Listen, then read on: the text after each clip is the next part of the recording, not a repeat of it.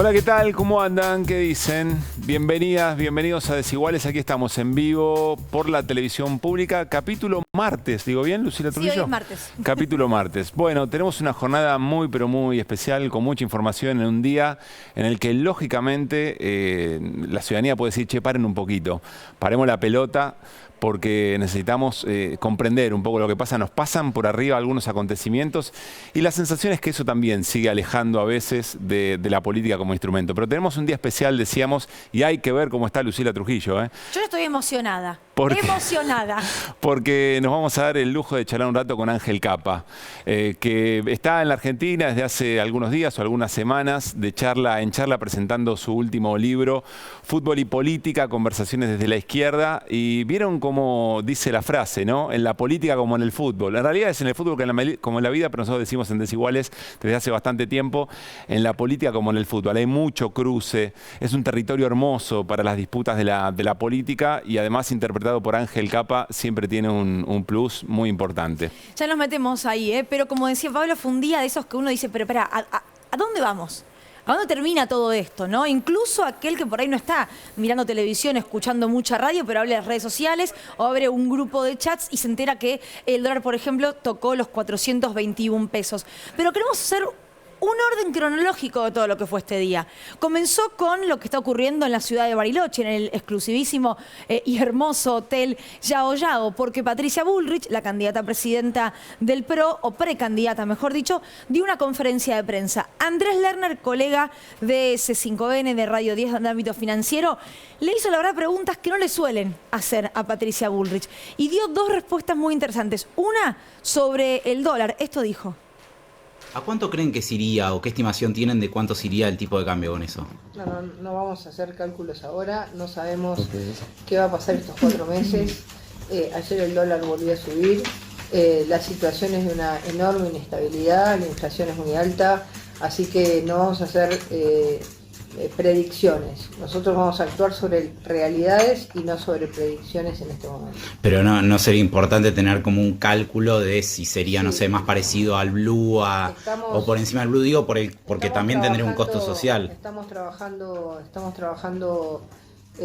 sobre lo estructural y los detalles los vamos a dar cuando tengamos en claro y podamos mirar todos los números ocultos de la economía argentina. ¿Qué creen que hay que hacer con el acuerdo con el FMI? Bueno, claro, porque una cosa son las consignas y otra cuando se le trata de explicar a la ciudadanía, cuando se le debe explicar a la ciudadanía las consecuencias de determinado tipo de políticas. Antes de escuchar la respuesta a esa pregunta sobre el Fondo Monetario, así como en la Sociedad Rural la semana pasada, el encuentro en el Hotel Yao Yao, convocado por grandes fortunas en la Argentina, lo que suele ocurrir es que desfilan candidatos tendencialmente, digamos, conservadores o de derechas, a dar explicaciones, a rendir examen respecto de cuáles son sus propuestas. Y tiene un peso simbólico tan importante, primero por tratar de conseguir ese aval y después por los fondos para las campañas, muy pero muy concreto, es una señal, es un peso simbólico realmente muy importante. Le preguntó también el colega de C5N respecto de, bueno, ¿y qué harían con el Fondo Monetario Internacional raíz de todos los problemas de la Argentina? Y esto contestaba Bullrich. ¿Qué creen que hay que hacer con el acuerdo con el FMI? Bueno, a ver, si el FMI está sosteniendo un plan que se cumple bastante poco, nosotros esperamos que nosotros, que vamos a tener un plan serio, sostenido, claro y profundo, que va a generar confianza, nos sostenga más.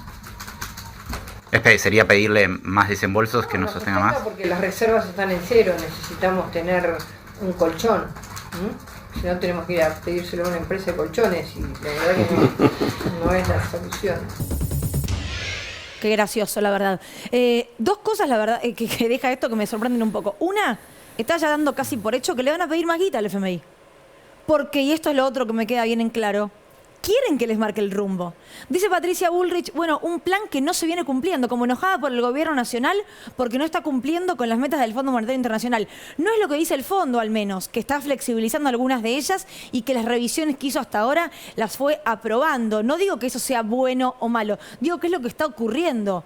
Pero Patricia Bullrich, y insisto, el FMI va a ser un tema para mí en la campaña que cuando los candidatos... Debería, Lu. No, Debería. digo, cuando los candidatos se exponen a esto, digo, acá alguien les haga preguntas, Sí. un poquito fuera de lo que tiene que ver con la radio o el canal al que van siempre, o los dos canales y las dos radios a las que van siempre. Bueno, es interesante ver qué responden, en serio, ¿eh? Y por supuesto que el que habló también hoy es Javier Milei. Sí, aguantemos un cachito eso, porque en medio de todo esto estaba pasando otra cosa. Vos bien decías que a través de redes sociales empezó a circular la información del valor del dólar ilegal, o el mal llamado el dólar blue, que iba trepando a 4.20, que después efectivamente llegaba con los dólares financieros, etcétera, etcétera, iba escalando. Esa información que las redes sociales no te permiten profundizar tanto, acompañando estas definiciones con la que vamos a escuchar a continuación, bueno, iba marcando también un número importante. Lo que dice Javier Milei creo igual que es parte de lo que vos decís. Digo, si hablamos de que el dólar llegó a tocar 4.20, creo que cerró en 4.17, 4.16, no me acuerdo exactamente. También depende bien de cada jurisdicción porque es algo ilegal. 4.18. 4.18, ahí está, 4.18 a nivel nacional. Esto decía Javier Milei con respecto a, bueno, ¿y si dolarizás, a cuánto se va? Esta mañana se difundió mucho un informe de una consultora que hablaba de que básicamente el punto de conversión sería prácticamente de 800 pesos por dólar a los valores de hoy. ¿Vos coincidís con esa mirada? ¿Tenés alguna idea de cuál sería el punto de conversión con el estado de cosas actual? Es ciencia ficción decir cuál es el número. Hoy, lo podés hacer hoy. No lo podés hacer porque no sabes si mañana tenés una hiper.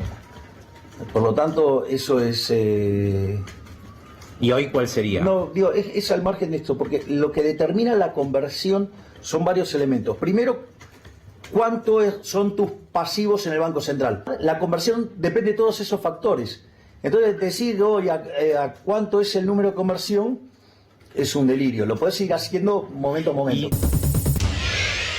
Bueno, ahí está, ¿no? La virtud de una pregunta. Quien tenía el micrófono era el que estaba efectivamente preguntando. Seguía siendo nuestro... No, el micrófono era de Canal 13 y ETN, Claro. No tenía el micrófono, solamente le pusieron para escuchar la pregunta, porque como es el grupo de medios organizador, es el único también que tenía Así un cubo es. en ese momento. Andrés Lerner estaba grabando con su celular y luego, bueno, compartiendo en las redes con todo el mundo. Pero quiero decir, lo que termina trascendiendo es la repregunta y la dificultad para contestar preguntas muy básicas, muy esenciales para tratar de comprender lo que pasa cuando alguien no logra explicar eso, cuando omite lo que significaría para nuestros salarios en pesos ir a una moneda que además es una moneda extranjera y perdemos un montón de soberanía. Bueno, ya nos vamos a ocupar de esto en muy breve en Desiguales. Día de operaciones cruzadas por todos lados. Hoy el diario Clarín hizo una referencia respecto de la visita de la jefa del Comando Sur, que básicamente es el brazo armado de Estados Unidos para nuestra región, Laura Richardson. Esa es la que le gusta el litio, ¿no? Que dijo tenemos. Sí, es Cuando habló la de recursos que naturales. esencialmente dice los recursos naturales que hay en América del Sur son preocupación de seguridad nacional de los Estados Unidos. Fíjense lo que decía Cristina Fernández de Kirchner. Hace casi un año, el 26 de abril del 22, recibí en mi despacho del Senado de la Nación a la generala Laura Richardson y al embajador de Estados Unidos, Mark Stanley, por pedido de este último. Este año ni nosotros hemos solicitado una reunión con la generala, ni la embajada lo ha hecho con nosotros. Una vez más, y como siempre, Clarín miente, porque Clarín lo que había publicado era preocupada por China. La jefa del Comando Sur de Estados Unidos llegó a la Argentina, pero rechazó una reunión con Cristina Kirchner. Yo voy a decir, toda esta parte es cierta. Lo que no es cierto es que Cristina le pidió una reunión y que se la rechazaron. Sí, y a ver, aunque Richardson no esté directamente ligada ni al FMI, ni a lo que tiene que ver con el acuerdo que hemos hecho y demás, es Estados Unidos. Es Estados Unidos, es un Estados Unidos que está poniendo el ojo en la Argentina, y lo decíamos hoy en la charla de producción, no vino solamente Richardson 2 veces en el último tiempo. Vinieron un montón de representantes que han recorrido estas centrales atómicas, Así es. por ejemplo, para ver cómo vienen las inversiones, ¿eh? No vaya a ser cosa que efectivamente China invierta en Atucha 3. Digo, son muchos los lugares donde se pone la mirada, ni hablar en lo que se viene con respecto a las redes del 5G, que también están peleando ahí con China. Pero hubo una respuesta. de justamente el embajador de Estados Unidos. Dice, información brindada por la Embajada de Estados Unidos en nuestro país que nunca verás publicada en Clarín, confirmado como siempre Clarín miente, y es un título del diario Perfil que dice, Estados Unidos desmintió el pedido de reunión de Cristina Kirchner a la generala Richardson. Sí, que eventualmente no estaría mal. Acá lo que se quería mostrar era que efectivamente Estados Unidos estaba desprendido o está desconectado de un sector de la política argentina. Para terminar de entender el acuerdo con el Fondo Monetario, y sí tiene directamente que ver con esto, el primer punto es el acuerdo del gobierno de Mauricio Macri con el Fondo Monetario, su única razón política. El último extremo es el condicionamiento que tiene la Argentina para gestionar soberanamente sus recursos naturales, entre otras cosas, o sus relaciones con otros países, que se expresa también en esto, con lo cual está directamente vinculado. Sí. Ahora, todo esto pasa tan rápido, en medio de tantas operaciones y de tantas cosas, que es lógico que haya un mareo en la ciudadanía. Sí, sumémosle a esto lo que tiene que ver, y ya nos vamos con Nico Fiorentino, y solamente para mostrar el tuit, si es que lo tenemos, del que ahora es ex jefe de asesores del presidente Alberto Fernández. Hablo del ex CEO de Syngenta también, Antonio Aracre, que tuiteó hace un ratito nada más. A raíz de los rumores que circularon desde anoche y a los efectos de desactivar cualquier operación tendiente a intranquilizar los mercados, le he presentado al presidente Alberto Fernández mi renuncia indeclinable como jefe de asesores de manera inmediata. A ver un hilo de Twitter. Vamos con Nico Fiorentino a charlar de esto, porque ¿de qué inestabilidad o de qué operaciones, de qué rumores habla Antonio Aracre? Hola Néstor, hola Nico. ¿Cómo andan? Primero, déjame decir, yo me quedo siempre muy colgado de los informes de apertura. Dos cosas sobre eso. Milei...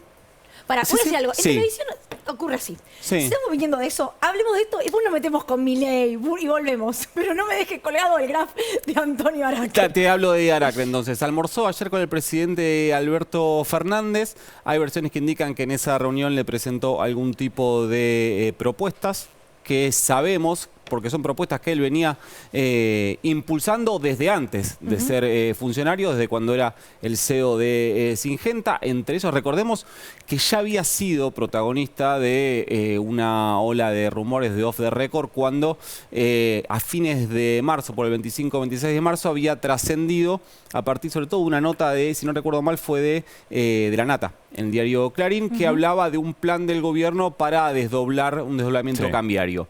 Que estaba Massa de viaje, volvió, habló con el presidente Alberto Fernández, tuvo una muy mala conversación. En economía estaban convencidos que quien había filtrado esa información off the record había sido Antonio Aracre. ¿Por qué? Porque es un plan que él originalmente tiene, desde toda su vida. Que de hecho se lo llevó al presidente Alberto Fernández antes de ser funcionario, y siendo funcionario, Aracre en ese momento, o gente que trabaja con él, lo desmintió diciendo nosotros no tenemos vínculo con La Nata, pero medio que pagó ese costo. Y ahora lo que pasó respecto a los rumores, a las versiones del día de hoy, es que lo que se instaló, y depende con quién hables, te dice cuál es el origen de la fuente, pero que efectivamente hoy surgió información off the record desde algún sector del gobierno. A mí no me consta desde cuál, pero Casa Rosada dicen, ¿no? Algunos dicen Casa Rosada, algunos sí, digamos Poder Ejecutivo, que es gigante y es muy amplio, así no manchamos a nadie sin demasiada información, pero que hablaba de una presunta salida de Sergio Massa del Ministerio de Economía para que asuma Antonio Aracre como ministro de Economía, y con una serie de propuestas que él traía. Eso se terminó desactivando bastante rápido, más allá de algunos cruces en redes sociales entre periodistas y algunos funcionarios, y terminó con la renuncia efectiva de Antonio Aracre, si no calculo mal, un poquito más de 2 meses de haber asumido como jefe de asesores del presidente. Y hay que decir, Nico, es una renuncia correcta en medio de tanta volatilidad, de tanta inseguridad en términos de qué es lo que puede ocurrir y qué es lo que no.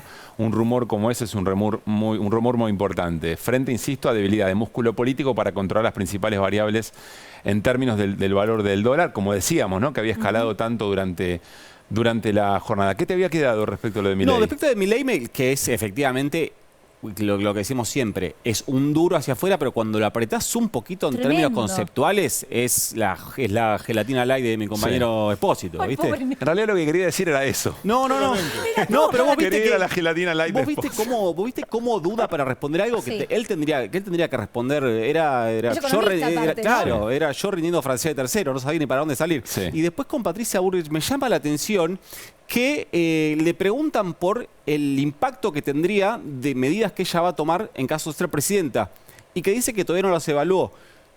Hasta donde yo sé, cuando uno toma medidas económicas, no te digo que sabes cuál es el escenario inmediato que va a pasar, porque lo sabemos, las ciencias sociales en muchos casos no son exactas. Ahora, que vos digas, no evaluamos ningún escenario, como, bueno, yo no soy candidato a presidente, pero ¿viste me la cara parece de que no seas Laspina? así. La cara de Laspina al lado.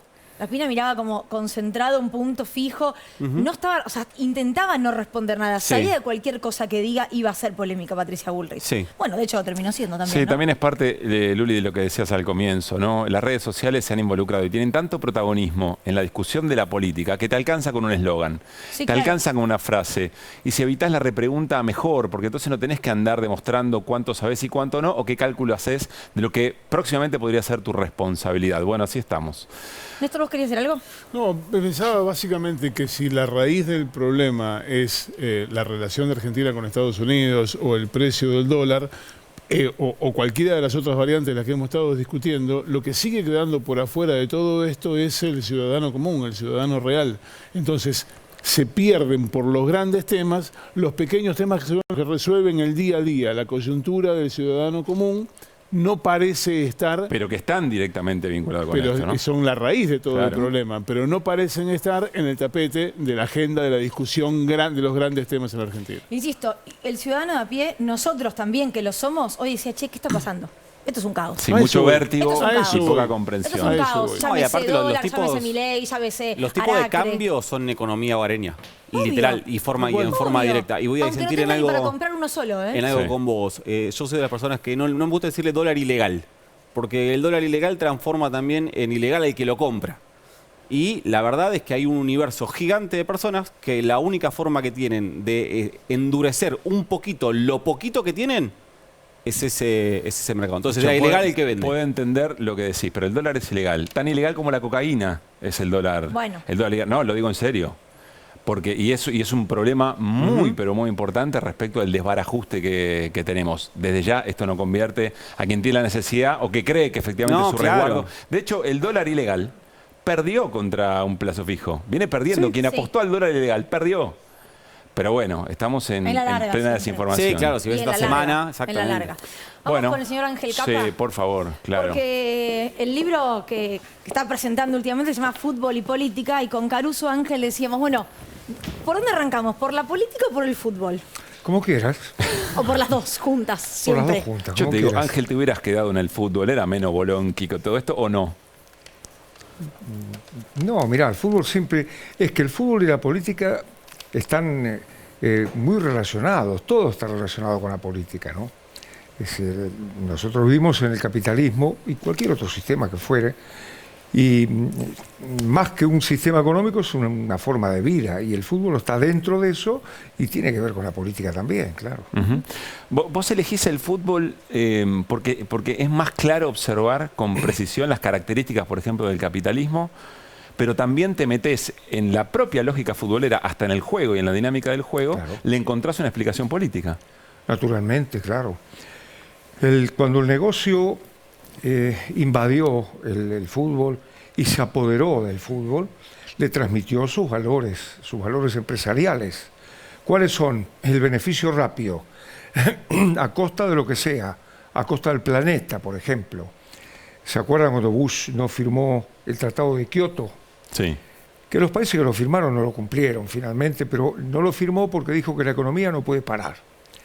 Entonces, a partir de eso, le transmite esos valores. En el fútbol, ¿qué quiere decir? Ganar como sea, no me importa cómo.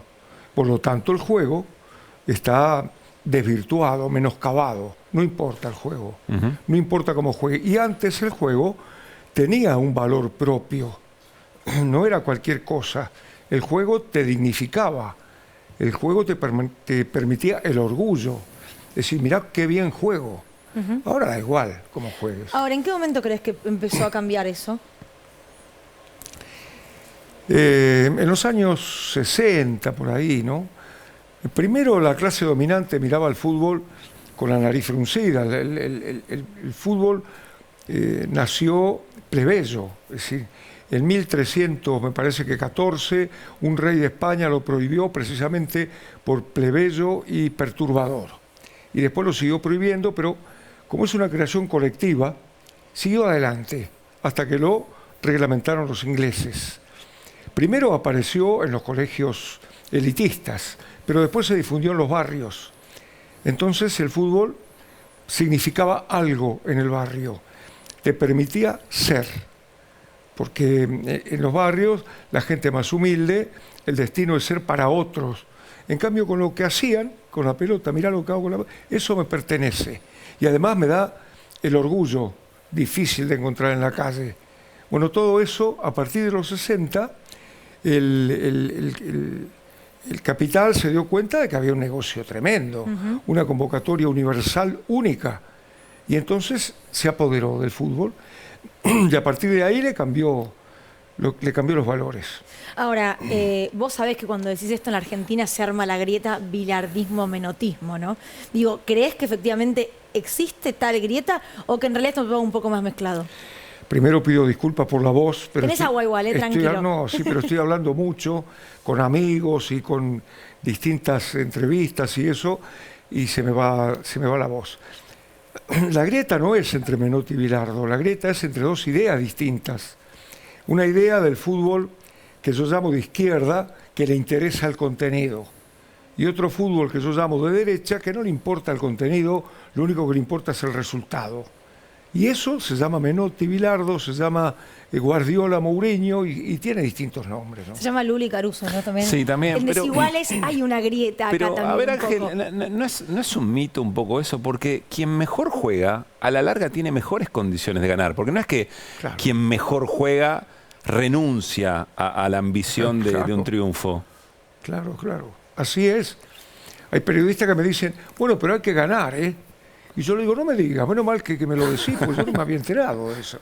Claro que sí. Es si uno juega bien, o trata de jugar bien, para ganar, porque creo que racionalmente, cuando mejor jugás, más posibilidad de ganar tenés. La otra manera de pensar es, bueno, yo trato de que el rival no juegue y a ver si aprovecho alguna cosa. Porque después la otra pregunta es, ¿qué significa jugar bien? ¿Cómo? La otra pregunta es, ¿qué significa jugar bien? Bueno, cuando yo era chico, esa pregunta no existía. Y ahora hay que apelar a Heidegger, Kant, Platón, para ver qué es jugar bien. Mira, jugar bien es lo que hace el City, lo que hace el Arsenal, lo que hacía el Barcelona cuando dirigía Guardiola, lo que hace River acá en el campeonato argentino. Eso es jugar bien. A Fiorentino le gusta lo que acabas de decir, estoy segura.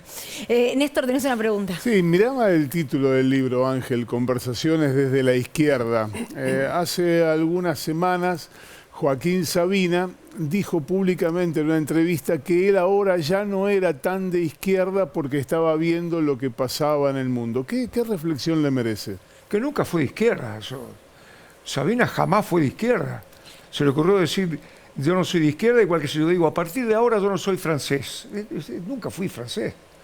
Sabina nunca fue de izquierda. Pero siempre anduvo ahí por una cosa con la otra, medio bohemio y apuntaba, no sé por qué dice que más allá del personaje, apuntaba al concepto, porque en este momento político, en la Argentina y globalmente, a lo mejor el renunciamiento a una convicción, en este caso figurada o no, termina siendo el renunciamiento a una solución. A eso me refería. ¿Renunciamiento a la izquierda? Claro, cuando alguien dice yo ya no soy más de izquierda, está renunciando a una ideología que en este caso podría ser figurada o no. Ese renunciamiento es la manera de enfrentar al mundo de hoy. No, ese renunciamiento es estoy adaptado a esto y bueno, y esto es lo que hay y no hay nada que hacer. ¿Y qué el vamos posibilismo. A hacer? El posibilismo. Claro, eso es muy propio de Sabina, por otra parte. Ángel, me da pie para preguntarte, ¿cómo la ves a las izquierdas en general? Por lo menos de Occidente, que es lo que más conocemos, y además frente al avance de esta ultraderecha tan agresiva. La izquierda ¿en Argentina o en otro lado? En general, elegí vos. También tienes el Vox para charlarnos si querés. No, en España no hay izquierda. En España la izquierda se adaptó, la izquierda pretende gestionar el capitalismo amablemente. O sea, está dentro del capitalismo. lo que yo entiendo por izquierda es el rechazo del capitalismo, es decir, el anhelo de una sociedad distinta, de una sociedad justa, de una sociedad democrática, de una sociedad donde se pueda vivir dignamente, que no se puede con el capitalismo. El capitalismo es esencialmente injusto, pero no lo dice la gente de izquierda, lo dice la encíclica Populorum Progressio, lo dice el Papa actual, lo dice San Ambrosio, que cita a Pablo VI. Lo que pasa es que se sacralizan palabras. El capitalismo es intocable, como decía Vargas Llosa, y cuestionar el capitalismo es estar en contra de la ley de gravedad. Bueno, es mentira. Ahora, esa rebeldía de la izquierda hoy se volvió derecha, no lo digo yo, lo dicen muchísimos politólogos o estudiosos del tema. ¿Por qué? Porque hoy ser rebelde es ser del Vox en España, ser de Milei o votarlo y decir que hay que quemar el Banco Central. Es una rebeldía mentirosa. Si lo que defienden es finalmente el privilegio y el dinero de las grandes empresas y de los grandes empresarios, por más que tengan el pelo revuelto y griten, finalmente es eso. ¿Qué están defendiendo? Vox y la otra derecha, Milei, ¿cómo es esta? Bolsonaro. Bullrich, Vidal, Macri, defienden los intereses de la clase dominante. Eso, en el fondo, defienden eso. Dicho de una manera suave o dicho de una manera que parece rebelde.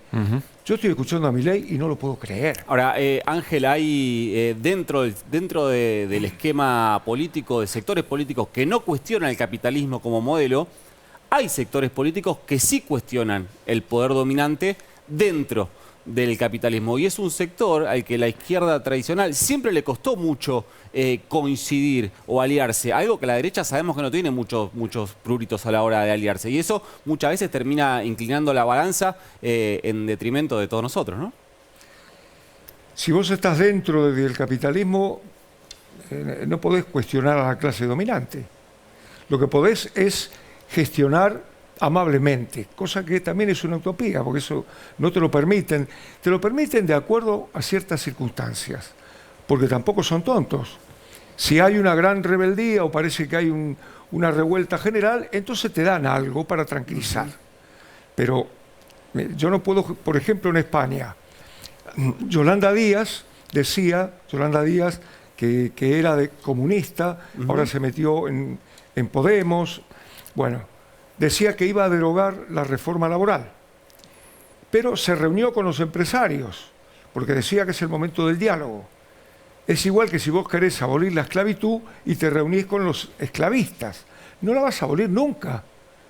Entonces, ¿qué hizo la clase empresarial? Dio alguna cosita. Entonces, ella fue y salió y proclamó que era un triunfo de la clase trabajadora. Ahora, mentira. Recién veíamos antes de entrar al aire que la noticia era que en la ciudad de Rosario va a haber una interna, una paso entre el peronismo y el frente de izquierda. O sea, se unen en una paso, bueno, y ¿no? Lo veíamos recién. Y el que pierde, imagino, compañera, ¿vos eso lo ves posible alguna vez? Si yo, ¿cómo? Una interna entre Sí. el frente de izquierda y el peronismo. Eso es lo que va a ocurrir en Rosario, por ejemplo. Pues no lo sé, porque hay que estar ahí. Yo no sé lo que puede pasar. Sí. A lo mejor para luchar en contra de la derecha, ¿no?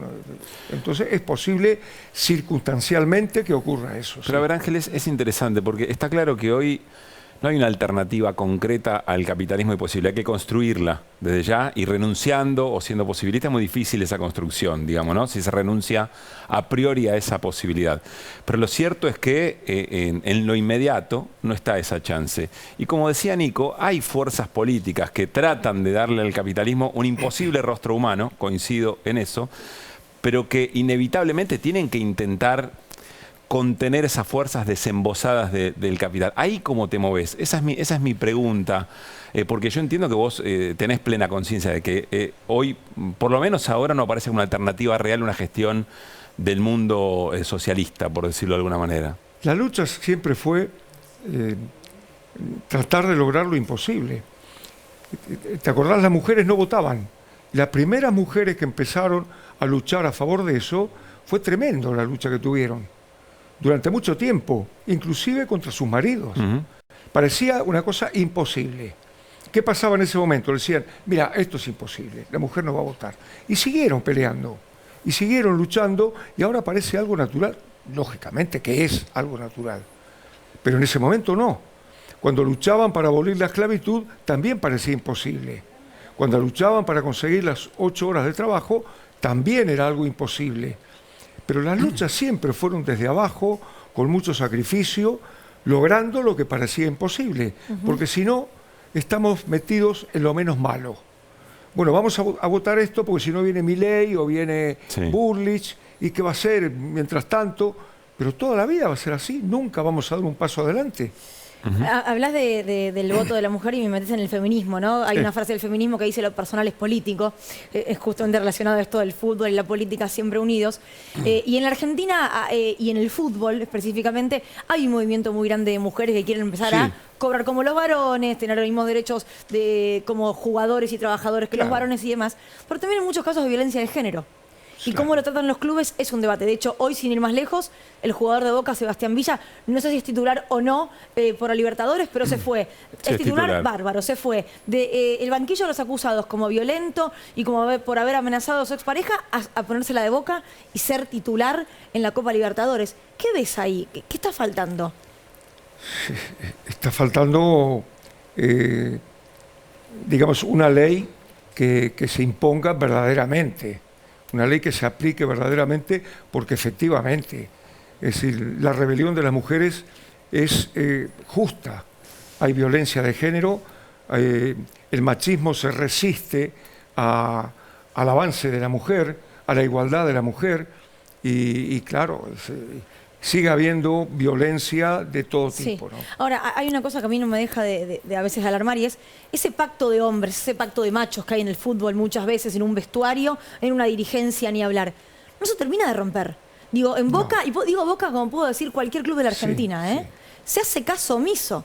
El tipo sigue jugando como si nada. ¿Vos creés que eso en algún momento puede llegar a cambiar? Te lo pregunto aparte como técnico, como jugador. Sí, puede llegar a cambiar.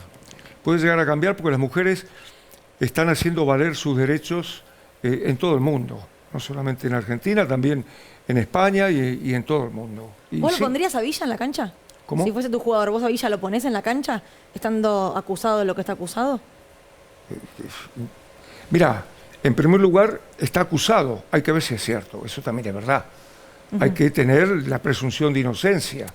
Después hay ya videos veremos. de la chica toda golpeada, igual, en este caso en particular. Sí, bueno, está siendo juzgado, es cierto, claro. Claro, yo no puedo juzgarlo yo antes que lo juzgue la justicia. Claro. Ahora, si verdaderamente es declarado culpable, pues no puede jugar más, por supuesto. Ángel, una cosa que llamó mucho la atención fue en el marco de la guerra en Ucrania, casi la eliminación de Rusia para la participación en su mundial, en el Mundial de Volea. En esas situaciones, ¿ves distintas varas? ¿Cómo estás analizando Totalmente, eso? Claro que sí. Primero que se desinforma, por lo menos en España, sobre el origen de la guerra. Es decir, yo leí a Chomsky para hacer un resumen que dice, es una guerra entre la OTAN, Estados Unidos, y Rusia con víctimas ucranianas. Pero no dicen nunca eso, porque Europa está sometida a Estados Unidos. Entonces, por ejemplo, cuando transmiten partidos de fútbol en España, está la banderita de Ucrania. Para decir, nosotros estamos con Ucrania. Ángel, está bien, no estoy con Rusia, es una invasión imperialista, por supuesto. Pero también está el otro imperialismo, es una lucha entre dos imperialismos, que no aparece nunca, el de Estados Unidos. Pablo, Ángel, hay un antecedente que en una conferencia de prensa, cuando la FIFA decide suspender a Rusia de todas sus competiciones, en una conferencia de prensa, Gianni Infantino, titular de la FIFA, un periodista muy atinadamente le pregunta si la FIFA va a tomar la misma decisión con cualquier otro país que invada otro país, o si solo era para Rusia. Y Gianni Infantino dudó más que Milei cuando le preguntaron cuánto saldría el dólar con la... No sabía muy bien con la qué dolarización. decir, Gianni, ¿no? Se quedó recalculando. Te voy a traer al fútbol argentino. Vamos a hablar un poquito de Huracán. Perdonen que yo... Sabíamos que iba a llegar este momento, Lucila, tranquila. Sí, vamos a hablar un poco de Huracán. Perdonen que se los diga. Pero tiene que ver con jugar bien también, ¿no? Huracán del 73, yo no lo vi, nací en el 89, pero sigue siendo algo que se charla entre los que todavía pelan canas. Y Huracán Apertura 2009, el Huracán de Capa, también sigue siendo parte Un de la Huracán que historia. disfrutamos todo lo que nos gusta el fútbol, ¿no? Sí, que me molestaba un poco que todos se suban a la ola ese año. Pero era para Ángel. festejar eso, no, ese Lucila. año todos tenían un familiar hincha Huracán, eran hincha Huracán de chiquititos, ¿viste? De repente todos habían nacido en Parque Patricio. Bueno, fue un poco así. ¿Qué recuerdo tenés vos de ese 2009? Los mejores recuerdos de mi carrera de entrenador, lo mejor de todo. Porque Huracán es un club de barrio que todavía tiene sentido de pertenencia, ¿no? De toda la gente de Parque Patricios. Y en algunos entrenamientos, unas mujeres mayores me llevaron, por ejemplo, un pullover que habían tejido. Y otras me llevaron un frasco de miel. Una cosa hermosa. Yo también me crié en un barrio, en Villamitre, en Bahía Blanca, y era similar. Y entonces fue muy emocionante todo, ¿no? La gente en la cancha, familiar, iba toda la familia a ver el partido, y la gente se emocionaba, y lloraba en la cancha y aplaudía, porque comunicaba ese equipo con la gente y con la historia de Huracán, porque no viene del 73, mucho antes, ¿no? De Onsari, de Masantonio, de Baldonedo, de Tucho Méndez, de Di Stéfano, que jugó en Huracán, de Pedernera también, bueno, de muchos jugadores, ¿no? Ahora, ¿qué tiene que tener un proyecto de fútbol de un club para que se pueda llevar adelante la idea de Ángel Capa, esa idea que ¿qué tenía Huracán que no tuvieron otros clubes para que vos puedas desarrollar esa filosofía de fútbol? Muy buenos jugadores de fútbol, por eso. Y también pero en otros muy clubes buenas has tenido, personas, ¿eh? En otros clubes has tenido también buenos jugadores. Sí, pero hay veces que las cosas no salen. Eso, no sé, por ejemplo, un escritor hace un libro, pero muchas páginas la tira porque no le salió. Sí. Bueno, y en el fútbol lo mismo. Hay veces que la cosa, bueno, necesita más tiempo o sale mal directamente. Y hay en que este caso aceptarlo. salió bien. Pero no solamente salió bien en los partidos, salió bien en la vida de todos los días. Era un gusto ir a entrenar porque había muy buena gente, muy buenos jugadores, muy buen ambiente. Y entonces todo fue muy feliz. Todo conspiró positivamente. Todo conspiró positivamente. Exactamente. Menos el último partido que nos tuvieron que robar. Pero Ahora, Ángel, efectivamente, me quedo con esto último que decías, porque la respuesta común es esa que vos decís, que eran muy buenos jugadores. Ahora, si vos te corres de lo subjetivo, que es qué pensabas vos de esos jugadores, cuando vas a lo concreto, estaba memorizando. Creo que sacando Javier Pastore, el resto de los futbolistas no trascendió más allá de ese torneo y ese momento. Digo esto porque la idea de muy buenos jugadores termina siendo subjetiva. A algunos nos parecen buenos uno y a otros le puede parecer no, pero no eran jugadores que por ahí estaban justo en un momento muy crítico, digamos, crítico en términos positivos. Claro, sí. O por ahí fuiste vos. Se tiene que dar un montón de cosas. Tiene que coincidir un montón de factores para que la cosa funcione. Y además rápidamente, como funcionó, que eso es casualidad, que funcione. Ese equipo tenía 19 partidos, prácticamente estaba en formación, pero se dieron un montón de cosas. El equipo necesitaba a Volati necesitaba claro. el equipo, Volati hay otros, sí. coincidieron, en fin, se dieron muchas cosas para que la cosa funcione tan rápidamente. ¿Y ¿no? con el VAR nos hubiesen robado tan abiertamente?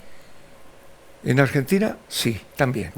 Hubieran Arrancó sobornado la- al VAR Que y no a todo lo que solamente, sea. tenemos creo que la jugada que todo el mundo recuerda, que es la del gol de Vélez con falta, no la tenemos, con falta al arquero Monzón, pero hay un gol que le anulan a Huracán de cabeza, que con VAR te dirían, che, pero no estaba en offside.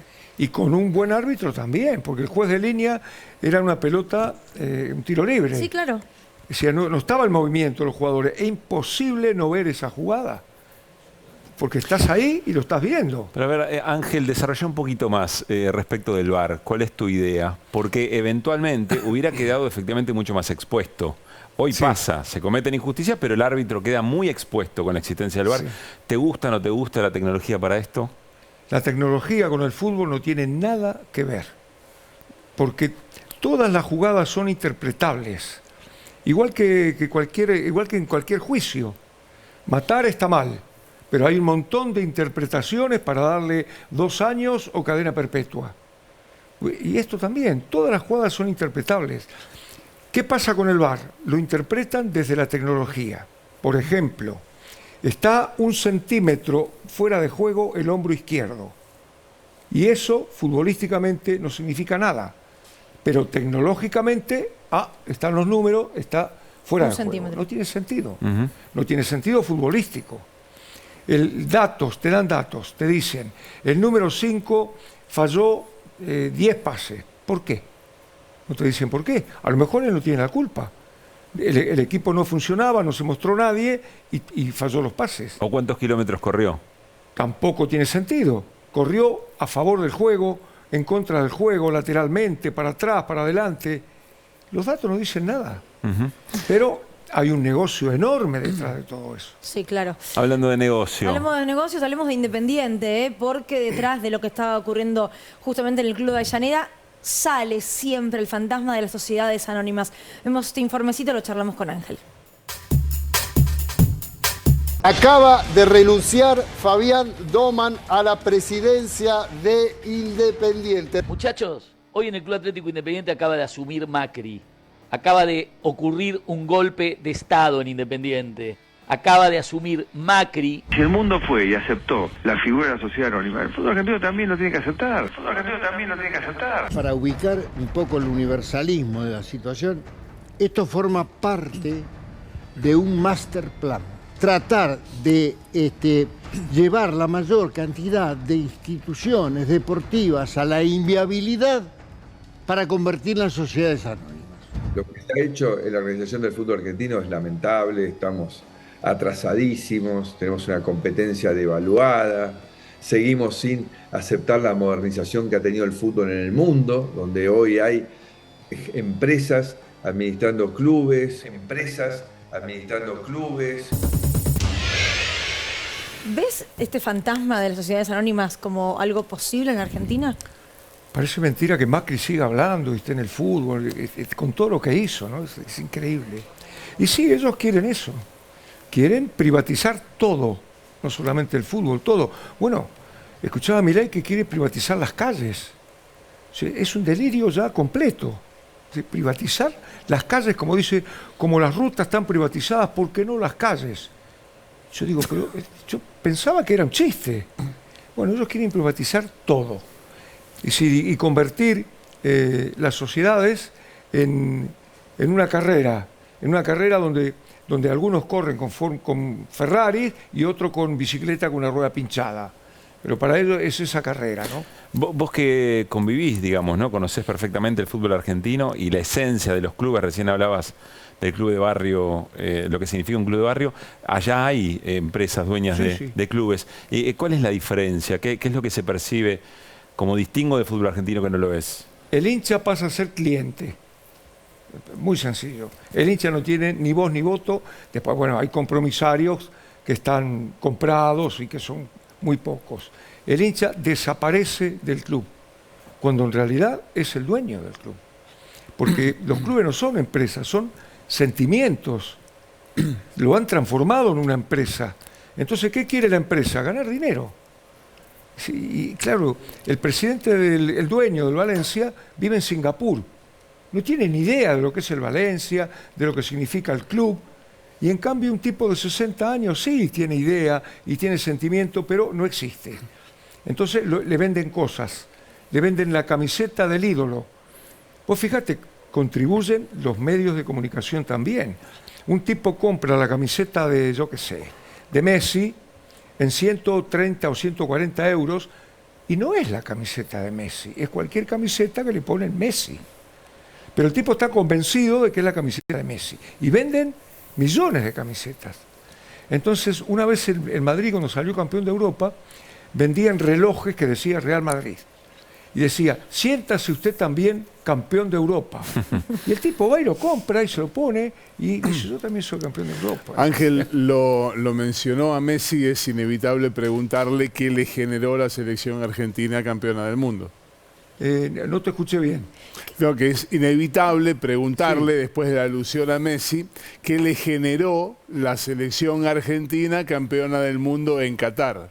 Mucho placer. Jugó muy bien. Jugó muy bien, representó lo que yo siento, bueno, la mayoría, lo que sentimos la mayoría del fútbol. En el partido final lo borró al campeón del mundo, jugando un gran partido. Y Messi también, jugó un excelente mundial y sobre todo estos partidos decisivos. Un placer muy grande. Ese podría haber sido un equipo de capa. No, yo soy un alumno nada más. ¿Qué va a ser un equipo? Para seguir vinculando fútbol y política, Ángel, ¿la erradicación de los enganches es una decisión política? ¿De los enganches? Sí. Es la pregunta que haces, Caruso, qué difícil. Pero yo lo escuché a la Volpe diciendo no se usan más los enganches, como si fuera una moda. ¿Viste como te dicen, bueno, ahora se usa el pelo corto, no sé quién lo dijo, o ahora se usa el pantalón Oxford. arriba del tobillo, ¿viste? Que se usa... ¿Qué? El fútbol no es una moda.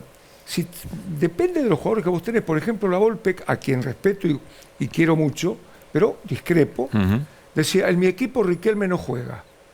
En mi equipo empiezo por Riquelme, por Aimar, por Bocchini, por Alonso.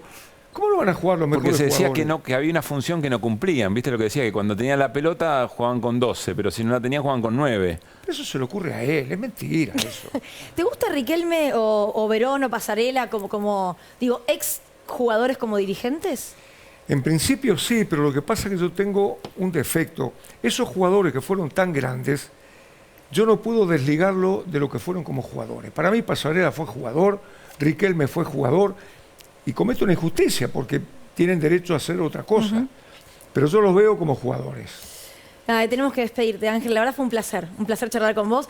Nos digo que nos mira por YouTube desde Madrid. Yo no puedo creerlo todavía. Así que gracias, de verdad. Bueno, gracias por invitarme. Y gracias, y esto lo digo a modo personal, por haberme dado la mayor alegría con Huracán. Después, por supuesto, estuvo el campeonato 2014, pero con mi abuelo, que fue el que me hizo quemera, con el que iba a la cancha, el que se emocionaba en cada uno de esos partidos, el que decía, chicos, disfruten esto porque no sé si lo vamos a volver a ver. Y tenía razón. Y que él no quiero ni siquiera caracterizar de Bracenas, me robó la posibilidad de ver a Huracán campeón con él. Por eso siempre digo, yo ese robo, ese final, no se la voy a perdonar. Que le vaya bien a Bracenas. Pero ¿quién le quita lo bailado, no? Porque ahí está también el disfrute que han igual tenido. Que se vaya a freír churros el señor Bracenas, para no decir otra cosa en televisión.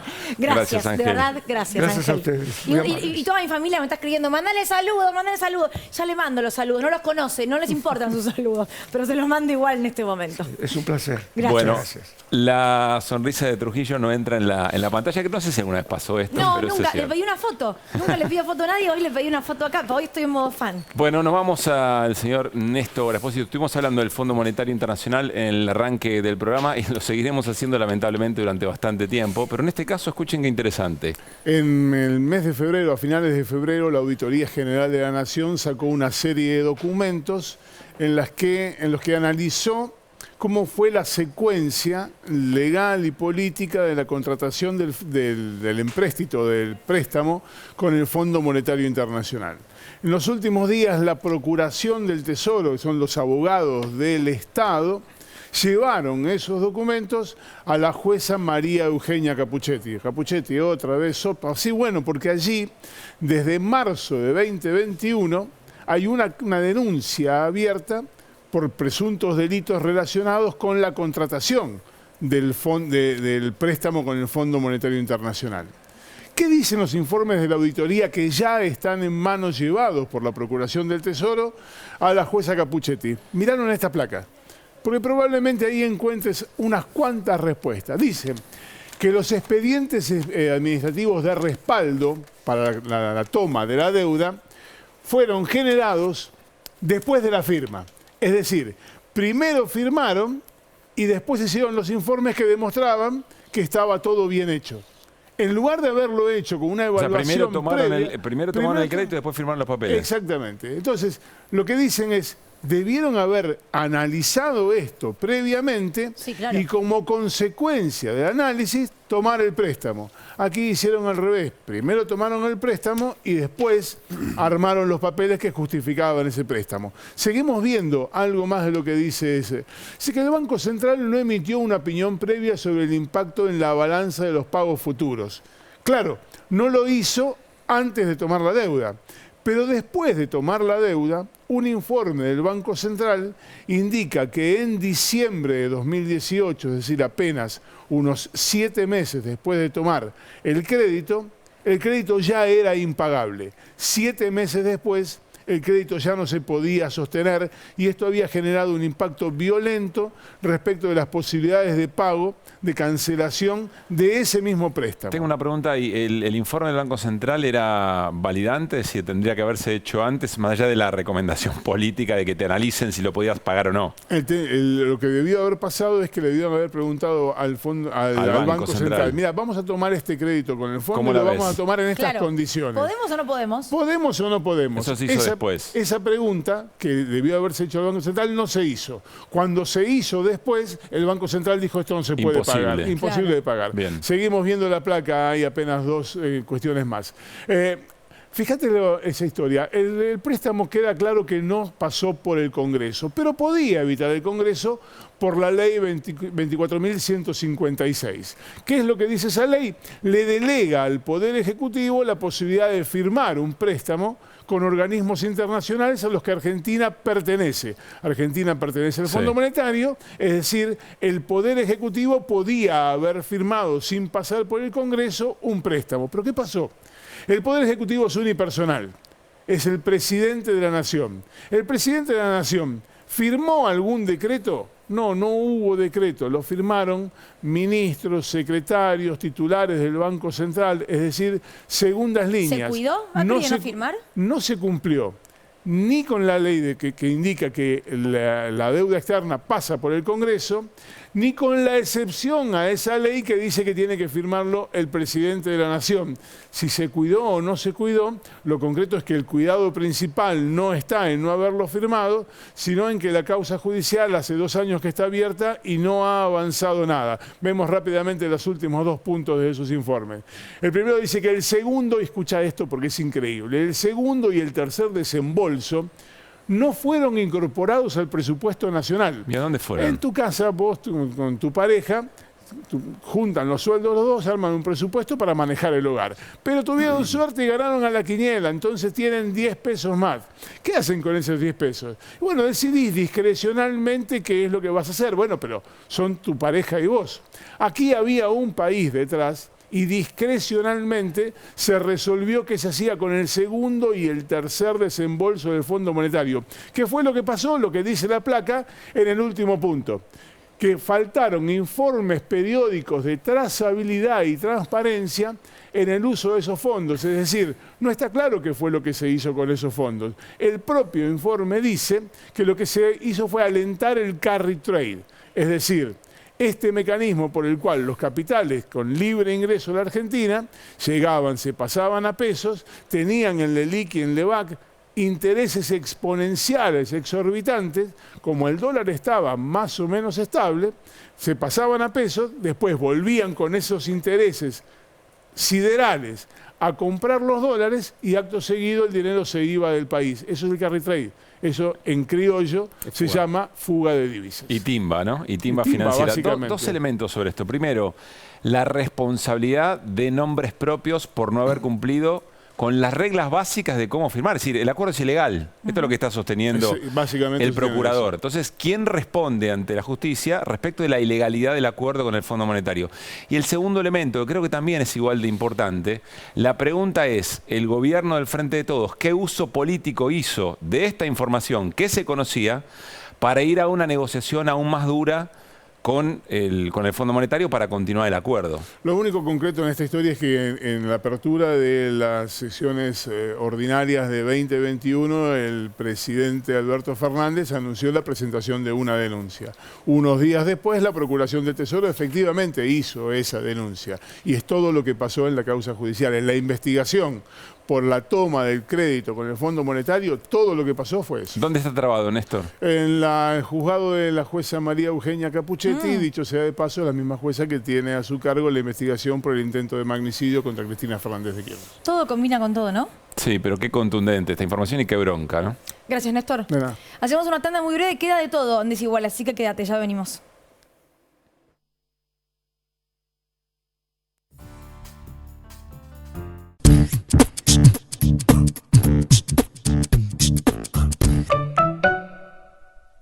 Adrián Mercado presenta su nuevo sistema de subastas online. Desarrollamos un sistema más rápido, más fácil, que te permite participar desde cualquier lugar del país. Si querés que tu empresa crezca, elegí Adrián Mercado. Ella vuelve a las mañanas.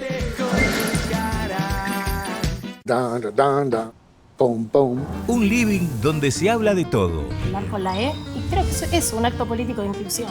Porque la gente no sabe que con la música también se puede hacer reír. Un estudio donde la rompen todos.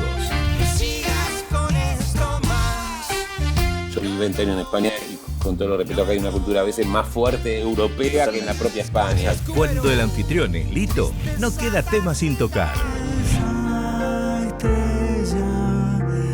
Anfitrión, martes y miércoles, 23:30, Televisión Pública.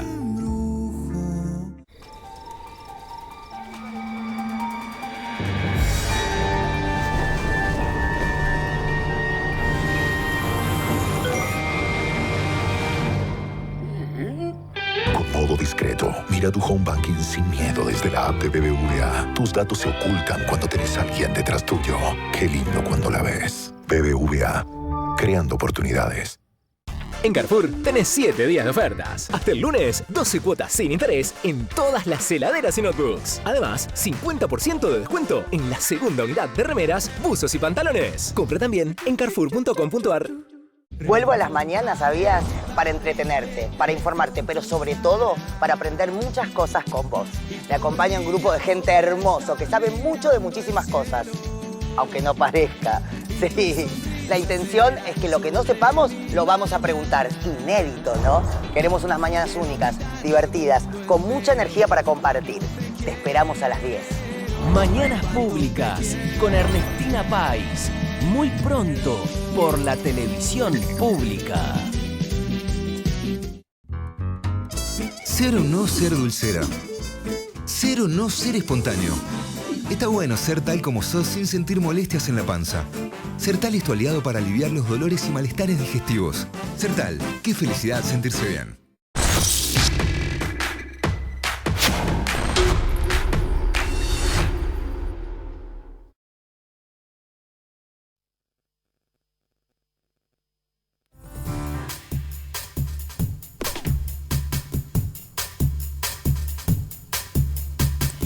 Seguimos en Desiguales, y tenemos un living sobre un tema interesantísimo para charlar. Tiene que ver con aplicaciones de pedidos, tiene que ver con delivery, tiene que ver con los trabajadores que te llevan a vos a tu casa esos que estás comprando desde tu celular. Esencialmente tuvo media sanción en el Senado de la provincia de Buenos Aires un proyecto de ley para generar un registro de aquellas personas que trabajan en el reparto de las principales aplicaciones, Pedidos Ya, Rappi, etcétera, etcétera, en función de tener, insisto, un registro respecto de las condiciones laborales eventualmente de esas personas que las conocemos, que se han hecho parte de nuestra cotidianidad de un tiempo a esta parte, sobre todo durante la pandemia. Media sanción en el Senado por unanimidad, un proyecto de Omar Plaini que está con nosotros.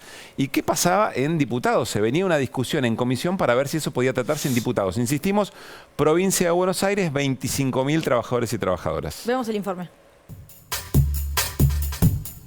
Va a haber un día caliente en la legislatura bonaerense porque el kirchnerismo ha decidido llevar al recinto un proyecto que es crear un padrón para todos los trabajadores que prestan servicios en plataformas como Rappi, como Pedidos Ya, inclusive como Uber. Ha llevado a que las empresas que hacen delivery digan, miren, si nos regulan nosotros no vamos. Para sindicalizar a sus trabajadores. Cuando fui a la charla de Rappi, ellos te explican todo lo que tenés que hacer y qué sé yo, y te dicen bien claro que ellos no se hacen cargo si a vos te pasa algo, si te atropellan, si te caes, te lastimás. algo así. Miren la convocatoria de los repartidores que van mañana a la legislatura diciendo defendamos nuestra fuente de ingresos. No están diciendo nuestros puestos de trabajo, porque ellos se ven a sí mismos como un remisero que tiene un convenio de prestación de servicios, pero no un contrato laboral con la agencia de remises. No hay ninguna discusión sobre la protección de los derechos de estos trabajadores, su salario, nada. ¿Sueldo tienen? No. No tienen un salario fijo, ellos trabajan por comisiones, no se conectan, no ganan nada. No se sienten de todas maneras trabajadores en muchos casos, porque ellos prestan un servicio. Exacto. Trabajan el tiempo que ellos reclaman, demandan, quieren, necesitan, precisan. No tienen aguinaldo, no tienen vacaciones, no tienen obra social, no tienen RT. Jubilación, olvídate. Menos jubilación. Nada. No se sienten de todas maneras trabajadores en muchos casos. Ellos se ven a sí mismos como un remisero que tiene un convenio de prestación de servicios, pero no un contrato laboral con la agencia de remises. Bueno, vean a dónde llegó, ¿no? A qué espacios y con qué comunicadores llegó efectivamente el tema. Es decir, generó muchísima preocupación. Está con nosotros Juan Manuel Ottaviano, es abogado laboralista, y como les decía, está también Omar Plaini, senador provincial, autor del proyecto, secretario general de Canillitas. Voy a arrancar por vos, Omar. Buenas noches a ambos. Buenas noches. ¿Qué características tiene este proyecto? Que insistimos, tiene media sanción del Senado y está por ver si se trata en diputados. Imagínate si esto hubiera sido una ley nacional, si estamos hablando de un registro, solamente un registro en la provincia de Buenos Aires, si se hubiera realizado una ley nacional, que además son 2 registros, del cual soy autor, obviamente con coautores como Teresa García, Paco Durañona, sí, María Reigada y Ana de Valle, que son compañeros míos de bloque, porque también sacamos media sanción de un registro para la Ley Nacional del Teletrabajo para registrar a los trabajadores y los trabajadores que realizan teletrabajo. Sí. O sea, digo, si hay un registro de deudores alimentarios, si te piden un registro para los trabajadores que tienen planes sociales del Ministerio de Desarrollo de la Nación, ¿cuál es el escándalo para que haya un registro para saber quiénes son esos miles de hombres y mujeres que realizan la tarea del delivery? Por más que sea una obviedad, ¿para qué es el registro o para qué se puede utilizar como instrumento de regulación laboral? En primera medida para saber quiénes realizan la actividad y en segunda medida para que haya un piso de derechos. A ver, porque ellos lo quieren presentar como lo que decía el ingeniero Macri, emprendeduristas. Porque el objetivo es ese. Nosotros sabemos que en el capitalismo actual hay 3 formas de trabajo. La histórica, industrialista, que era el modelo fordista, taylorista, toyotista, que existe. El modelo de los trabajadores que están dentro del sector de las finanzas, hablemos de la bolsa, hablemos de Wall Street. Sí. ¿Hay trabajadores allí o no? ¿En qué condiciones? Hay que determinarlo. Sí. Y el tercer modelo de la forma del laboralismo en el capitalismo actual es este de las plataformas, de los algoritmos, que sería el último de los 3 que se instala. Digamos, no se anulan unos con otros. Que es cierto, lo hablábamos acá con Ottaviano antes de entrar al canal, que tendremos que el sindicalismo ver cómo articulamos esta forma de trabajo. Lo que no podemos dejar de hacer, Pablo y Luli, es que esos son trabajadores y trabajadoras que tengan un piso de derecho, que es lo que quieren y para lo cual operan y hacen lobby estas empresas como Pedidos Ya o Rappi, que son empresas además extranjeras, y que ellos mismos tienen un sector que sí lo reconocen como asalariados o dependientes, que es el sector de ¿quién? De la economía del conocimiento, que son los trabajadores, los programadores, por ejemplo. Los algoritmos. Bueno, a esos trabajadores, precisamente cuando salió esta media sanción en Diputado Nacional, que son la economía del conocimiento, las TEC, a eso dicen, no, eso no pueden ser monotributistas. No, porque esos son los trabajadores de los software que tenemos nosotros y que si son monotributistas ellos facturan per se y venden su conocimiento, o sea, Ahora, que el del conocimiento lo reconozco como un trabajador en relación de dependencia. Y el otro es el esclavo que hace la tarea más reparto. Complicada. Sí. Ahí está la contradicción de ellos y la doble vara que utilizan. Ahora, Juan Manuel, vos además de abogado, sos asesor legal justamente de la Asociación del Personal de Plataformas, porque no hay sindicatos de personal de plataformas. Hay uno que es ASIM.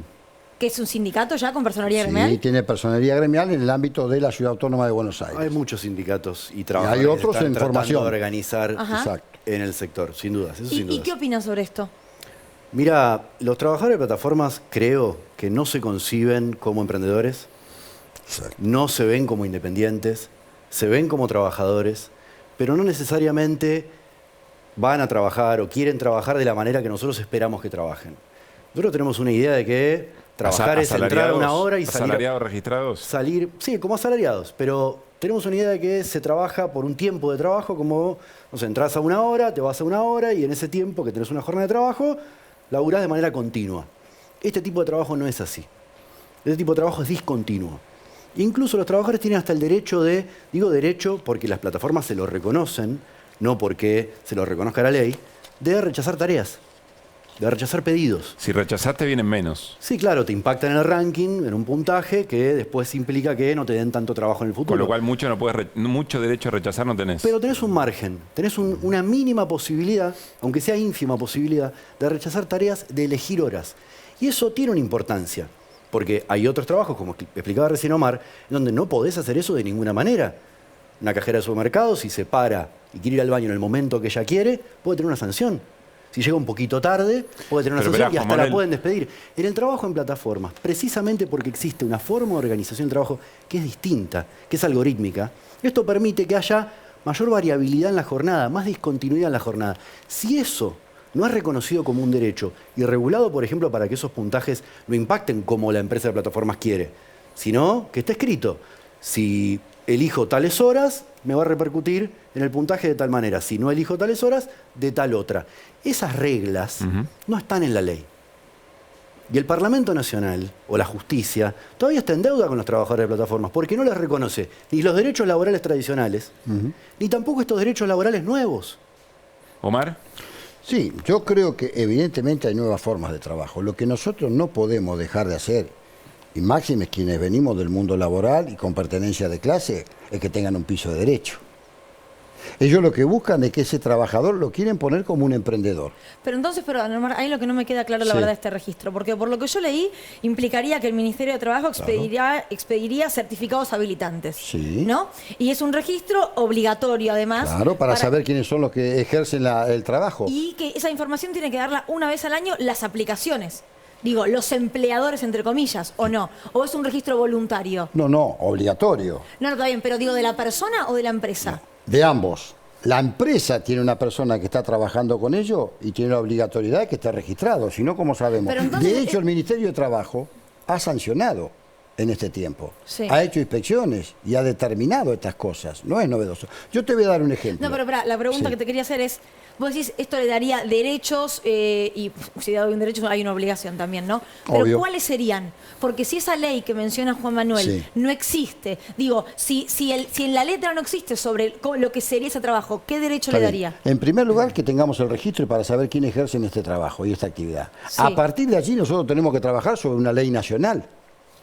Porque esto es un comienzo de ordenar toda una actividad que ellos mismos, las empresas estas reconocen ellos, porque me he reunido con ellos, previo que estábamos desarrollando el proyecto, ellos reconocen que tienen alrededor de 100.000 trabajadores a lo largo y a lo ancho del país, de los cuales el 50% están en la provincia de Buenos Aires. Y ellos reconocen solamente 2.000 trabajadores en esa relación de dependencia que él decía, que son los que te hablaba yo, los programadores. A los otros los ponen en otra condición. Ahora, si hay un trabajo, si hay una laboralidad, hay un derecho. Y si hay un derecho además, y hay una actividad económica, queda claro que hay mínimamente una relación de interdependencia como tiene el vendedor de diario. ¿Qué derecho ganaría el trabajador que está con su bicicleta y su moto con este registro? Primero, hoy no tiene RT. Lo dijeron ahí. O sea, la arrancaría a pagar la empresa. Todos los días tenés accidentes de tránsito con estos chicos. Pero entonces estaría en relación de dependencia con la empresa. A eso voy. Pero hay un vínculo. El registro hace que automáticamente existe una relación de dependencia. Hay un vínculo, claro que hay un vínculo. Después determinamos esa flexibilidad que él habla en la forma del trabajo. Pero que hay un vínculo indudable. La OIT dice, donde hay una transacción comercial y económica, hay un vínculo laboral, de relación de dependencia. ¿Querés decir algo, Manuel? Sí, a mí me parece que la provincia hoy ya tiene la competencia para inspeccionar a estas empresas.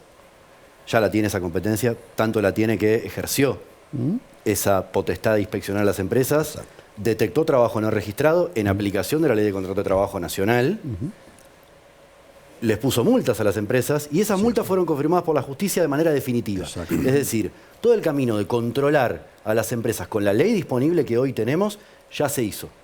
Es decir, el registro que está proponiendo Omar, lo que hace de alguna manera es decir, bueno, este trabajador está trabajando en esta actividad, estos trabajadores no están trabajando en esta actividad. Yo tengo un matiz con esto, me parece que este objetivo es loable, tengo un matiz, me parece que ningún trabajador necesita un permiso de trabajo para repartir.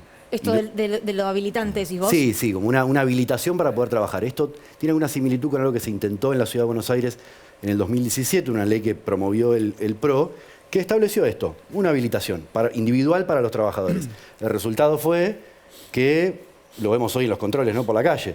Cuando hay un control por la calle, probablemente lo único que veamos sea un trabajador de Rappi Pedido Ya detenido mostrando los papeles, mostrando probablemente esa habilitación, los papeles de la moto, etcétera. Nosotros no estamos buscando, me parece, con estos registros que se genere un control sobre los trabajadores, queremos generar un control sobre las empresas. Me parece que en todo caso tiene que haber un permiso o una falta de permiso para las empresas, pero no necesariamente para los trabajadores, porque eso además asusta, puede desordenar un poco el trabajo o complicar el trabajo de los propios repartidores, que quizás algunos no se sienten representados por esta idea que planteaban algunos en el informe, que este tipo de registros lo va a dejar sin trabajo, etcétera. Me parece que los trabajadores no tienen miedo de quedarse sin trabajo. En todo caso, son las empresas las que los están amenazando con despedirlos si se crea un registro. ¿No? Saquemos la cuestión de la habilitación. Un registro. ¿Es tan complicado informarle al Estado esta persona está trabajando? Digo, otra vez, más allá de la cuestión de la habilitación, ¿no? Perdón, a propósito de Y el ámbito de aplicación sería el Ministerio de Trabajo allí. Que además está trabajando en la materia. Ministerio de Trabajo. A ver, Néstor y a Nico. propósito de esto que están mencionando, para la elaboración de la iniciativa esta, ¿le consultaron a los trabajadores? ¿Qué es lo que dicen los trabajadores respecto de esta iniciativa? Bueno, acá hay un trabajo de las empresas.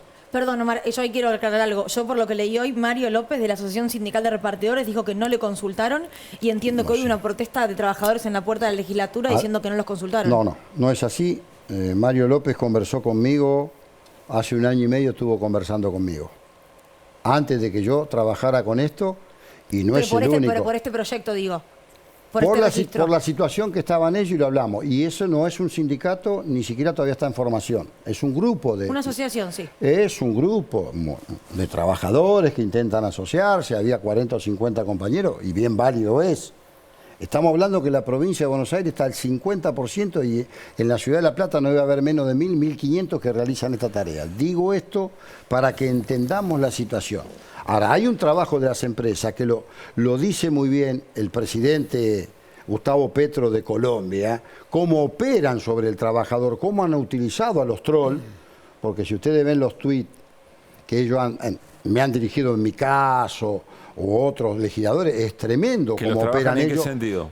No, o sea, planteando ellos, los mismos gerentes, me dice alguna organización sindical, que trabajaban en las redes en nombre de esos trabajadores que no querían asociarse, que no querían sindicalizarse, que ellos querían trabajar libremente. No, diciendo esto, porque las empresas, diciendo que las empresas, si se armaba un registro, se iban del país. Pero no, o sea, comiéndole la cabeza a los laburantes para que piensen que se quedan sin laburo. Cabeza del trabajador. Y quiero darle un dato porque lo tengo acá. ¿Pero qué sorprende en un país como Argentina, digo esto, que un laburante va a votar a Milei? Déjame terminar con esto. Déjame terminar con esto porque estos son datos. Hablemos sobre datos, si no hablamos de cualquier cosa.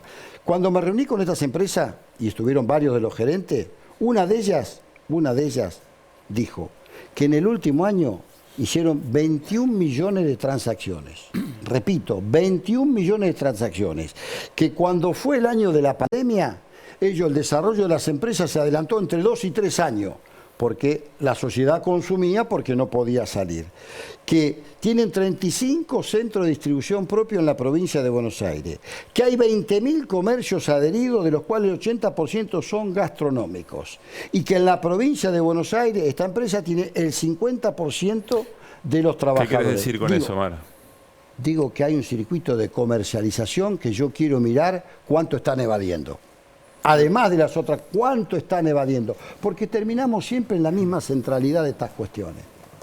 Hoy hay un mundo globalizado, un mecanismo de un capitalismo financiero y especulativo que no le interesa lo productivo y que un 25% de la población mundial en los últimos 30 años del gran desarrollo científico y tecnológico ni siquiera son considerados para descarte. Y ningún dirigente sindical, ni ningún abogado laboralista que se precie de ello puede no mirar a la clase y defenderla. Lo único que estamos pidiendo, señores empresarios, acá hay un derecho. Hay un derecho, hay una necesidad y tiene que haber un piso mínimo de ese derecho. Pero estos señores amenazaron con irse del país. Mirá, si hicieron 21 millones de transacciones en el último año, ¿vos crees que se van a ir del país? Siempre ¿Con las pingas y ganancias que tienen? Siempre es la amenaza. ¿Cómo sigue esto Y no nos que tenemos que olvidemos, cerrar, Omar? no nos olvidemos. Sí. Muchos de ellos son grandes auspiciantes de muchas cosas. No, y algunos organizaron la charla de Yao Yao. ¿Cómo sigue esto? ¿Hoy finalmente no se aprobó en comisión? Hoy yo aspiro que la Cámara de Diputados de la provincia de Buenos Aires vaya en la misma dirección que fuimos en el Senado, y te digo por qué. Porque en el Senado salió por unanimidad, en la comisión que presido y de la cual somos minoría, aún presidiéndola, de las dos fuerzas políticas. Y en el recinto fue por unanimidad. Por lo tanto, no se puede desdecir Juntos por el Cambio de lo que hicimos en el Senado. Bien. Después, si hay 2 o 3 pájaros locos que le llaman libertarios, que están con estas cosas y que hablan en nombre de la libertad, bueno, en nombre de la libertad hablan de que quieren dinamitar toda la legislación laboral, todas las reformas tributarias progresivas que puede haber, y si quieren dinamitar el Banco Central de la Nación Argentina, bueno, esperemos cualquier cosa. Juan Manuel, gracias. La seguimos, ¿eh? Seguimos de cerca este tema. No, gracias a ustedes. Nos vamos a... Corte. El corte. Ya venimos.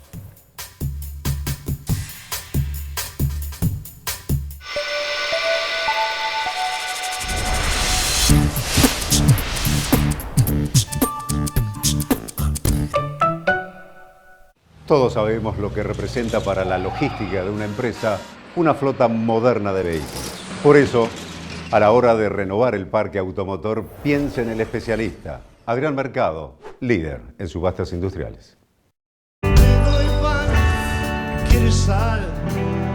Nena, nunca te voy a dar. Celebramos 40 años de democracia en el anfiteatro de la Quinta de Olivos. Recitales abiertos al público que ves en la televisión pública. Este martes, David Lebón. Conciertos por la democracia. Martes, 22:30. Televisión pública.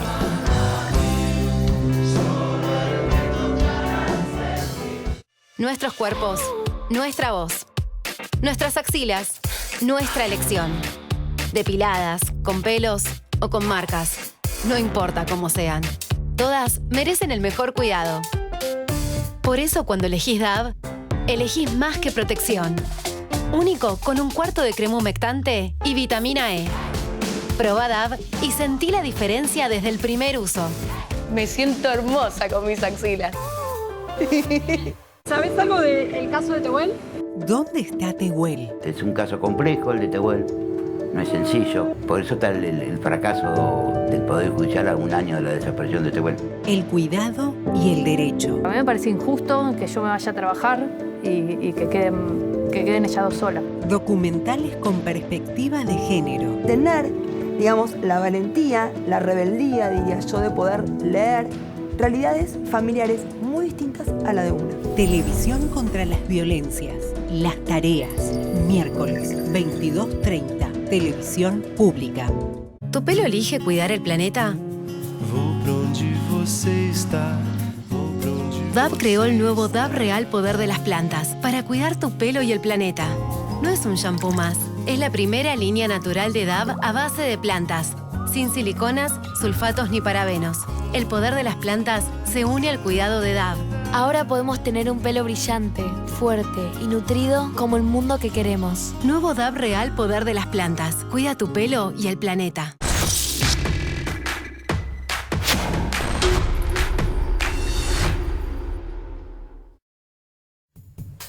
Bueno, muy bien, seguimos en Desiguales. Está nuestra compañera Flor Alcaraz para presentar informe. Hola Flor, buenas noches. ¿Cómo están acá? ¿Cómo anda? Muy bien, contenta porque ganó la lepra.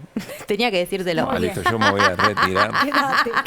Quédate. Me estaban agitando para que te lo diga, yo sé. ¿Está mal? No, está muy bien. Puedo decir lo que tengas ganas de decir. Gran triunfo frente a River, libertad total. Gran triunfo. Muy bien. Bueno, seguimos. Sí. Bueno, estuvimos haciendo una navegación por la cuenca Matanza-Riachuelo. Me gusta que en Desiguales podemos tomarnos el tiempo para hacer estos temas con profundidad que nos recorren, que nos atraviesan. El saneamiento del Riachuelo es un tema que lleva décadas, no sé, desde que yo trabajo en periodismo siempre volvemos, pero hay cambios, es interesante, todavía no tenemos la inteligencia artificial en la tecnología para poder mostrar y contar el olor en la televisión. Presentemos al invitado, ¿no? Tenemos un invitado, que se lo está viendo, así que podemos presentarlo. Ok, Flor. sí, estamos con Daniel Larrache, que es director ejecutivo de ACUMAR, de la Autoridad de Aplicación de la Cuenca Matanza-Riachuelo. Vamos a estar conversando con él, pero si les parece, vemos el informe a partir de esta navegación, este recorrido que hicimos hace poco y queremos compartirlo con ustedes. Dale.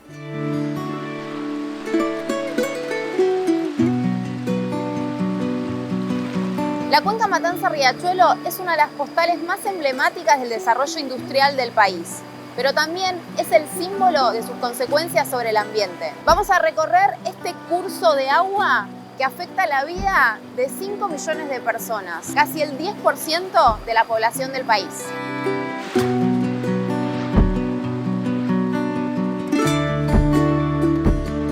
La limpieza de este curso de agua es una de las principales actividades del saneamiento de la cuenca Matanza-Riachuelo y está a cargo de ACUMAR. Estamos en lo que nosotros llamamos la cuenca baja del Matanza-Riachuelo, cerca de la Vuelta de Rocha y cerca de la desembocadura y del transbordador hacia el Río de la Plata. Los residuos acá no llegan porque la gente los tira adrede, llegan porque en general o están mal dispuestos para su recolección en los municipios que conforman la cuenca y entonces la inundación o la lluvia los arrastra hacia los arroyos y los arroyos los arrastran hacia el cauce principal. A partir de la gestión nueva de hace 4 años de Martín Sabatella hicimos un servicio de limpieza de arroyos para retener el residuo antes que llegue a la cuenca principal. Estamos en Carlos Pellegrini, al 200 de altura, del Riachuelo, Cuenca Matanza. Lo que hace la cooperativa es limpieza del río Cuenca Matanza, se juntan los residuos que haya sobre el río, la cuenca, y se corta pasto y barrido. Empezamos cuando llegamos a las 6:30 de la mañana al obrador, a las 7 empezamos a juntar las herramientas, 7:30 venimos al puesto de trabajo, hasta que lleguen los compañeros y se dividen los trabajos. Yo como director de residuos me pongo feliz cuando los residuos que extraigo del cauce principal cada vez son menos, porque quiere decir que uno ha hecho un sistema de gestión de residuos para evitar que esos residuos lleguen al cauce principal. Nuestro objetivo hoy es bajar la contaminación hídrica, bajar la contaminación cloacal y por otro lado hacer que el río vuelva a ser amigable con la gente.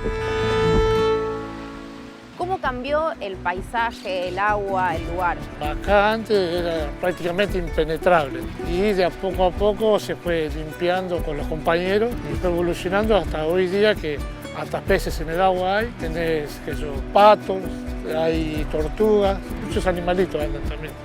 ¿Cuál será el futuro del Riachuelo? ¿Volverá a ser un espejo de agua navegable y habitable para sus vecinos y vecinas? Me impactó ver la tortuga en el agua del Riachuelo. La verdad no me imaginaba que eso lo iba a ver alguna vez. Sí, es llamativo. Yo hice la navegación varias veces en varios años distintos y esto que decía, el olor cambió totalmente. O sea, ese olor nauseabundo que era como lo clásico cuando hacías la navegación o cruzarte con residuos cuando estabas ahí en la lancha o en el bote, eso cambió y esa tortuga es de la cobertura que hicimos. Estaba ahí, había peces, había aves y eso es un cambio trascendental. A ver, Daniel, tengo una pregunta concreta, quiero entender. Es decir, para sanear el Riachuelo, primero se evita que se siga contaminando y después naturalmente se va depurando el agua. Sí, buenas noches. A ver, hoy estamos todavía en la etapa de evitar, digamos, la contaminación que sufrió durante 200 años el Riachuelo. Por un lado, todo el sistema, digamos, de saneamiento que se está poniendo en marcha, grandes obras que están a punto de ser inauguradas, el sistema Riachuelo, las plantas de tratamiento de Fiorito, de Lanús, de la Ferrere, el parque industrial curtidor para la industria, una de las industrias más contaminantes de la cuenca, el control industrial sobre los que en algún momento los 1.500 agentes contaminantes que habían sido identificados por ACUMAR en el inicio las tareas y cómo esas empresas se van de a poco reconvirtiendo y poniendo, digamos, en estado, digamos, de cumplimiento de la normativa ambiental que tiene el organismo. Todo eso hace a un conjunto de acciones junto con lo que mostraban recién, lo que es el sistema, digamos, de limpieza en cuanto al residuo sólido urbano. Sí. Todo eso hace que en algún momento próximo podamos empezar a pensar esto que decís vos. ¿Cómo hacemos para recuperar lo que está dañado, el lecho del río, que tiene metales pesados, que tiene esa contaminación que se fue durante 2 siglos casi depositando en ese lecho? ¿Cómo lo recuperamos? De hecho, en este año vamos hacia mitad de año, estamos pensando una jornada, una audiencia pública para tratar estos temas, para poner la pelota hacia adelante, pensando y encontrando las mejores estrategias para el paso que sigue. Porque en estos 15 años, desde la sanción del fallo, se hizo mucho, pero somos conscientes de lo mucho que falta. Claro, si todavía están en la etapa de evitar que se contamine. Claro, que se siga contaminando. Que se siga contaminando, pero se sigue pensando en eso. ¿Y hay una estimación de tiempo, aunque sea lejano? Ya me han hecho muchas veces esta pregunta, digamos. Perdón, yo prefiero, por lo obvio. No, digo, a ver, es preferible no poner fechas. Eso lo iba a hacer yo, así que era la pregunta que se venía. Bueno, a ver, fechas que generen después de sazón no es bueno. Pero estos son décadas de trabajo sostenido, de políticas públicas sostenidas. Si uno toma ejemplos en el mundo de lo que le ha costado a Londres limpiar el Támesis, 40 años, a Bilbao con el Nervión 30 años. Claro, pero entiendo que son procesos que no se interrumpieron. Quizás en Argentina ese es el gran problema, exacto. ¿no? Hasta ahora, por un lado, digamos, por lo que ha sido el fallo Mendoza, digamos, la Corte sentenciando al Gobierno Nacional, al Estado de la Ciudad Autónoma y a la Provincia de Buenos Aires a dar cumplimiento con el fallo de la causa Mendoza, que eso obligó a que ACUMAR estableciera, digamos, el PISA, el Programa Integral de Saneamiento Ambiental, y que se ha mantenido ininterrumpidamente en todos estos años y que debe seguir porque hay que cumplir con la manda judicial. Por lo tanto, hay una política que se viene sosteniendo y que entendemos que estamos en el primer escalón de cumplimiento, y además que es dejar de contaminar el río. Y además del tiempo y el presupuesto necesario, ¿contra qué más pelean? Mira, peleamos, digamos, nos movemos, en realidad no peleamos, nos movemos en la realidad de la Argentina, las dificultades que hablaban en los bloques anteriores, las dificultades económicas, las dificultades que tienen que ver con sostener políticas públicas, que hay que sostenerlas aún con los cambios de gobierno, con los cambios de gestiones. Por eso es importante que el Plan Integral de Saneamiento, que es el eje conductor de las políticas de ACUMAR, se viene sosteniendo, y en nuestro caso, desde la llegada de esta gestión a cargo de Martín Sabatella, lo que hicimos fue cumplir con los objetivos del Plan Integral, que en 2017 fue reconfigurado, y nosotros dijimos, bueno, vamos a acelerar los tiempos, un plan de gestión para cumplir con el que estaba. No hagamos un nuevo plan, no puede ser que cada gestión haga un nuevo plan, sino que cumplamos con ese plan. Y creo que eso nos empieza a dar estos frutos de poder empezar a tener un primer escalón y poder poner a discusión pública qué es lo que viene. Nos llamó mucho la atención, 5 millones de personas afectadas por el cauce. 14 municipios son los que atraviesa la cuenca Matanza-Riachuelo, y como decía recién Daniel, 200 años de contaminación. Los números, si uno se pone a mirar, los números de la cuenca Matanza-Riachuelo son siempre enormes. Recién, Pablo, te preguntaba sobre contra qué pelean, y me gustaría preguntarte sobre las fábricas y las empresas que tienen muchas veces desagües que son también clandestinos. Digo, esa también es parte de la lucha y de la batalla. Sí, sin duda, una de las tareas principales es justamente, digamos, todo ese sistema productivo que durante décadas, siglos, se fue instalando, digamos, en la periferia de la gran ciudad, y luego la gran ciudad lo fue dejando dentro de la ciudad, porque esa es una de las problemáticas principales, ¿no? Estas industrias que volcaban en el fondo de la ciudad, porque el Riachuelo eran los fondos de la ciudad, una ciudad de Buenos Aires que le dio la espalda al Riachuelo y al Río de la Plata. Y estas empresas que fueron creciendo, y esa ciudad que fue creciendo sin los sistemas de saneamiento, de agua y cloaca planificados, fue generando este combo explosivo. Sobre esas industrias hay que trabajar, pero también es cierto que esas industrias generan mano de obra y sustento para los habitantes que viven en esta ciudad. Por lo tanto, el proceso de reconversión, el proceso de cumplimiento de las normativas ambientales, que además es una temática que se ha puesto en las últimas décadas, digamos, porque el cambio climático es una realidad, porque los problemas que vivimos y los problemas asociados en materia sanitaria, digamos, de convivir con la industria y con los efluentes y con estas condiciones en las cuales vivimos en las grandes metrópolis, se puso en la agenda pública en las últimas décadas. Por lo tanto, hay que ir de a poco llevando esa reconversión de la actividad productiva, haciéndola sustentable. Para eso hay que trabajar sobre las industrias en particular y hay que trabajar también, como te decía antes, en los sistemas de saneamiento, de provisión de cloaca y de agua para las comunidades que viven. ¿Hoy por hoy se las multa a las empresas que descubren que hacen eso? Sí, sin duda. O se multan o se pueden hacer clausuras totales, preventivas. En algunos casos se han hecho relocalizaciones. Una de las mandas tenía que ver, digamos, con el ordenamiento de lo que era Villa Inflamable, del puerto del Dock Sud, donde ese polo petroquímico tenía una gran complejidad para convivir con la ciudad. Eso ya, digamos, fue terminado. Ya no hay industrias químicas en ese polo. Claro.